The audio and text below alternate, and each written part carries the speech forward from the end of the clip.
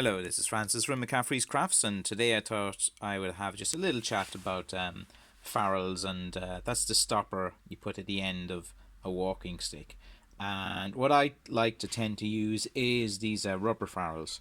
I find that they're less problematic than attaching a metal ferrule at the end of a stick. So I'm just going to show you here on this type of stick. Um, Here's like your kind of traditional, right, metal ferrule that they put on a stick. That's just like blackened, so you can polish that if you want to make it shiny. Oh, sorry, let me just hold this steady for a second.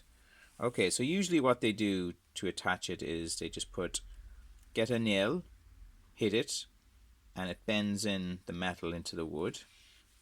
Then they do it the same here. You see there's a little dent. So literally you just get a hammer and a nail, you just dent it there, and you just dent it on this side too.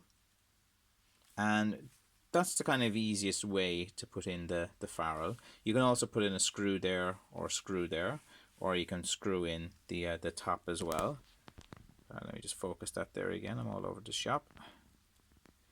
Okay, so that's kind of like how it's put on. But the problem with blackthorn with this, because it's a dense, heavy wood, is that it expands and contracts a bit, and you find these metal ferrules after a while get loose on blackthorn sticks, so they cause more problems. And also on modern pavements you don't want to be using metal. It's very loud, or in your house or anything. So nowadays it's best to have like a rubber ferrule. So just to show you an example there of what the kind of way that ferrules are. Some people like to do it this type of way, which is they just get a copper pipe, cut off, and then just stick it on the end. Like, you see a lot of stick makers online, just do it that kind of way. Again, I just want to show you an example. Sometimes it's alright, like in a big thick heavy stick or something like that. It doesn't look kind of too bad from the distance. That's the kind of other way. But look, what I kind of like to do is use these type of rubber ferrules. Okay, bit of grip underneath. This one is 5/8, which, the lion's shares of sticks, like, that are about an inch long, when they taper along the bottom, you can taper it into this, because that kind of expands. So these ones are pretty good as well. Also, you can use these things. These are like, at the end of a chair, when you put these ferrules at the end of a chair in the kitchen. So most hardware stores will have these rubber ferrules that you put at the ends of chairs. So if you have some difficulty trying to get like a walking stick ferrule like this in your area, you can also alternatively use one of these, which just go into your hardware store, look for ferrules. You usually, these comes in packs of 4, and you attach them to the ends of the table chair in the kitchen. So again, as an alternative, these are very easy to find. They're pretty much everywhere.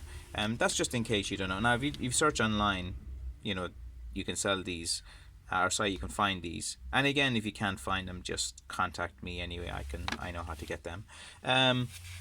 These ones are kind of the big, heavy ones. Like, usually it's pretty hard to find rubber ferrules above a certain size, and these are what I use at the big ones. Sometimes these are used for kind of scaffolding or something like that, but they're very good. And these are for your big monster sticks. That's about 1.25 inches, I think. Can't remember, one or the other. It's quite a big, heavy duty rubber ferrule. Washer at the end is pretty good on them as well. These ones are, again, for walking aids. They're kind of like a bit of a heavy duty. I compare that to this guy here.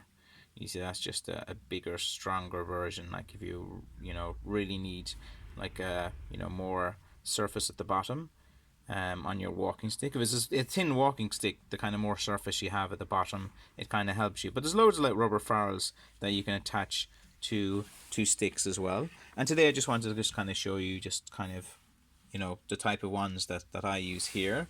Again, these are your metal ferrules. That's kind of usually what they look like when you get them. You can drill a little hole there, and drill a little hole, and taper your stick in and put it on. But I find these things, when they're hitting the ground, they're used, they just come loose after a while. But on blackthorns, like, sometimes they're fine on other types of wood, like softer woods or different types of woods. But I just find them, they're just not really ideal for blackthorn in modern times and modern pavements and the way we use them. And again, most people say, can't you just put one of these on and put the rubber ferrule over it? But even with the rubber ferrule over this, it's still going to get loose. And as you're walking, the rubber ferrule is going to be moving around a bit. So that's just my opinion. Like, you can secure it all you want. You can put screw in there, screw in there, screw in there, screw in the bottom. You can put glue in here and try to get it on as best you can, and it'll work for a while. But it's just like anything, you'll be maintaining it and replacing it, and it's just more hassle. I find the rubber ferrules cheap, easy.